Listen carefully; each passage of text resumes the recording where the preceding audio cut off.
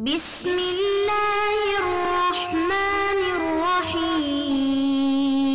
بسم الله الرحمن الرحيم. الحمد لله رب العالمين والعاقبة للمتقين والصلاة والسلام على أشرف الخلق والمرسلين وعلى آله وأصحابه وأتباعه أجمعين أما بعد.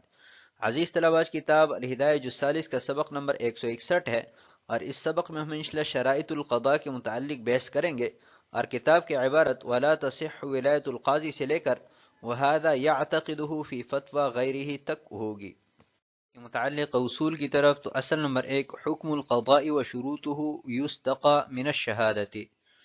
کہ قضاء کے احکام اور شروط یہ شہادت سے مستفاد ہے کیونکہ دونوں ایک ہی باب میں سے ہیں. اصل نمبر 2، قضاء القاضی فی العقود والفسوق نافذ ظاہرا و باطنا، کہ عقود میں اور فسوق میں قاضی صاحب کا فیصلہ یہ ظاہری اور باطنی دونوں اعتبار سے نافذ ہے. اصل نمبر 3، القضاء متى لاقى الفصل الاجتهادی لا ينقض ولا يرد، کہ ایک مجتہد فی مسئلہ ہے احناف اور شوافع کے مابین، تو حنفی قاضی صاحب نے اس کے بارے میں فیصلہ کیا تو ابھی قاضی شافعی کو اس کے توڑنے کا یا رد کرنے کا حق نہیں ہوگا. اصل نمبر 4، القضاء علی الغائب لا يجوز الا اذا حضر نائب عنہ حقیقتا او حکما، کہ غائب کے خلاف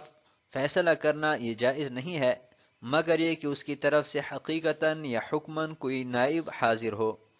اصل نمبر 5، قضاء المرأة جائزۃ الا فی الحدود والقصاص، کہ عورت کا فیصلہ کرنا یہ جائز ہے مگر حدود اور قصاص میں جائز نہیں ہے. اصل نمبر 6، کتاب القاضی الی القاضی حجۃ الا فی الحدود والقصاص، کہ قاضی صاحب کا قاضی صاحب کی طرف خط لکھنا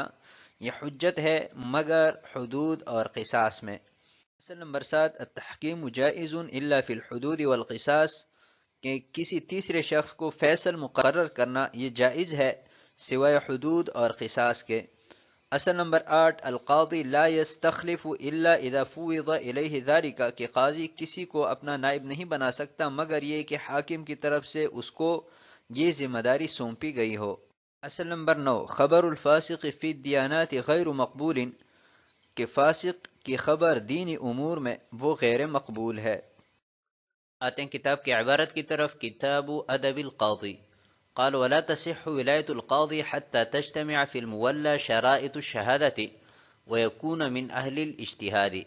أما الأول فلأن حكم القضاء يستقى من حكم الشهادة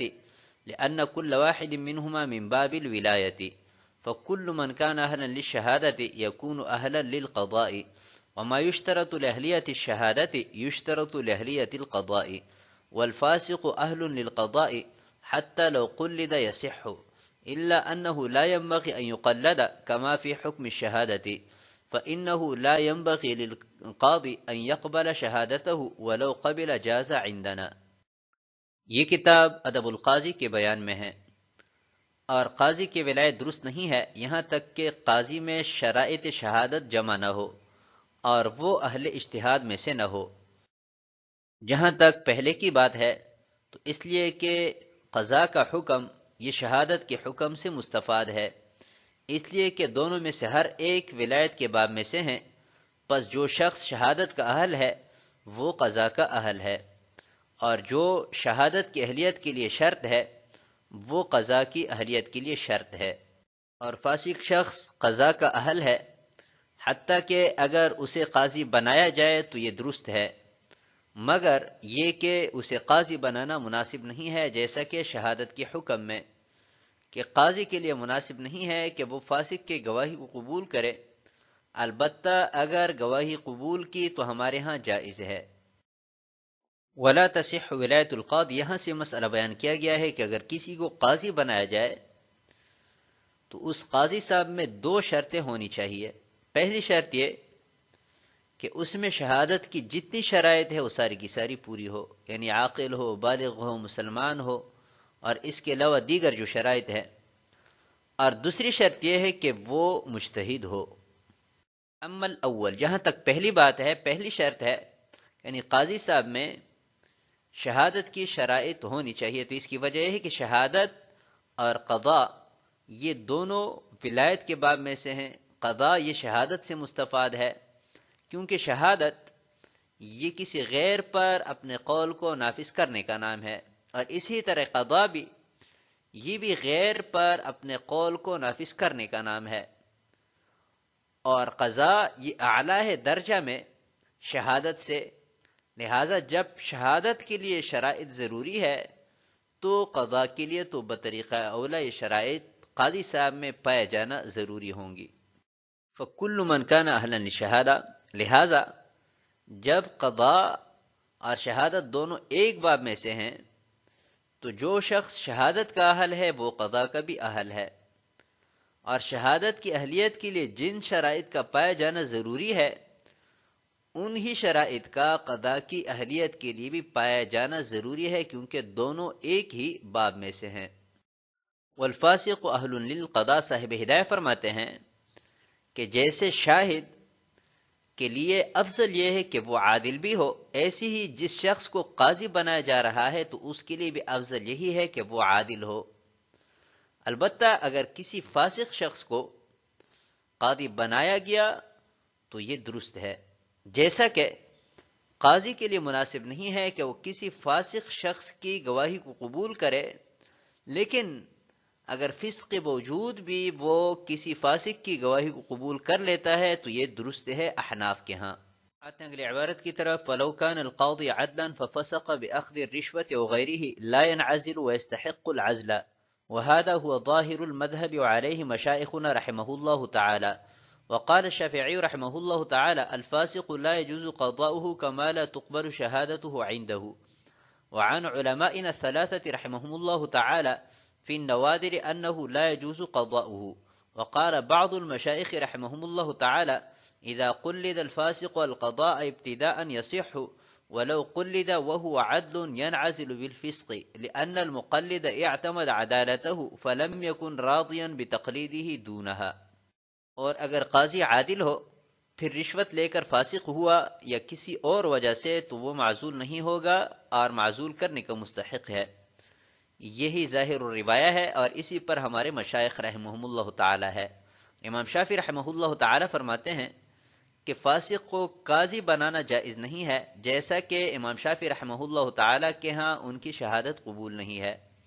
اور ہمارے علماء ثلاثہ سے نوادر میں منقول ہے کہ فاسق کو قاضی بنانا یہ جائز نہیں ہے۔ اور بعض مشائخ رحمہم اللہ تعالی نے فرمایا کہ جب فاسق کو ابتداءً قاضی بنایا جائے تو یہ درست ہے، اور اگر اس حال میں قاضی بنایا گیا کہ وہ عادل تھا تو فسق کی وجہ سے معزول ہوگا، اس لیے کہ قاضی بنانے والے نے اس کے عدالت پر اعتماد کیا تھا،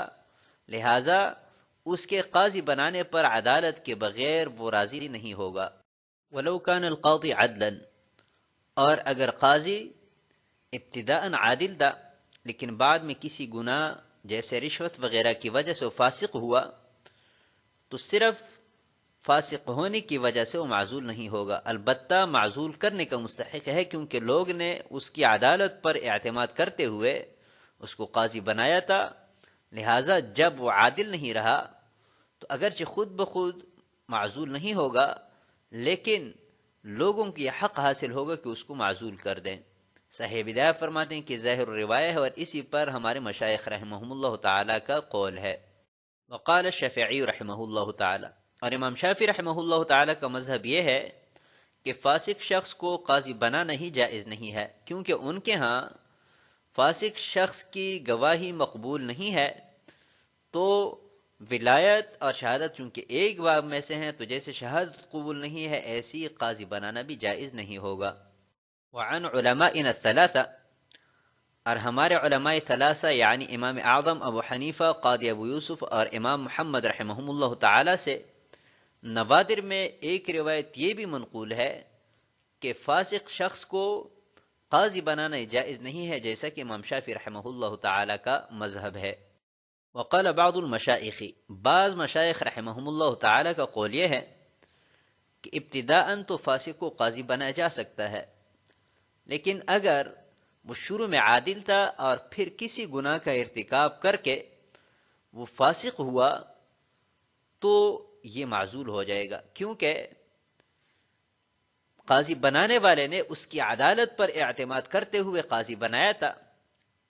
تو وہ عدالت کے بغیر اس کے قاضی رہنے پر راضی نہیں ہوگا، لہٰذا وہ گناہ کی وجہ سے اور فسق کی وجہ سے خود بخود معزول ہو جائے گا۔ اوپر والی روایت فلو کان القاضی عدلا، اور بعض مشائخ سے منقول روایت میں فرق یہ ہے کہ اوپر والی روایت میں اگر قاضی صاحب فاسق بن جائیں بعد اس کے کہ وہ عادل تھا، تو محض ارتکاب اسم کی وجہ سے وہ معزول نہیں ہوگا، بلکہ وہ اس کا مستحق ہو جائے گا کہ معزول کر دیا جائے۔ اور بعض مشائخ سے جو روایت منقول ہے اس میں یہ ہے کہ اگر ارتکاب گناہ کر کے فاسق ہوا ہے تو خود بخود معزول ہو جائے گا۔ آتے ہیں اگلے عبارت کی طرف، وَهَلْ يَصْلُحُ الْفَاسِقُ مُفْتِيًّا قِيلَ لَا يَصْلُحُ لِأَنَّهُ مِنْ أُمُورِ الدِّينِ وَخَبَرُهُ غَيْرُ مَقْبُولٍ فِي الدِّيَانَاتِ، وَقِيلَ يَصْلُحُ لِأَنَّهُ يَجْتَهِدُ كُلَّ الْجَهْدِ فِي إِصَابَةِ الْحَقِّ حِذَارًا عَنْ نِسْبَتِهِ إِلَى الْخَطَأِ، وَأَمَّا الثَّانِي فَالصَّحِيحُ أَنَّ أَهْلِيَّةَ الْاجْتِهَادِ شَرْطُ الْأَوْلَوِيَّةِ،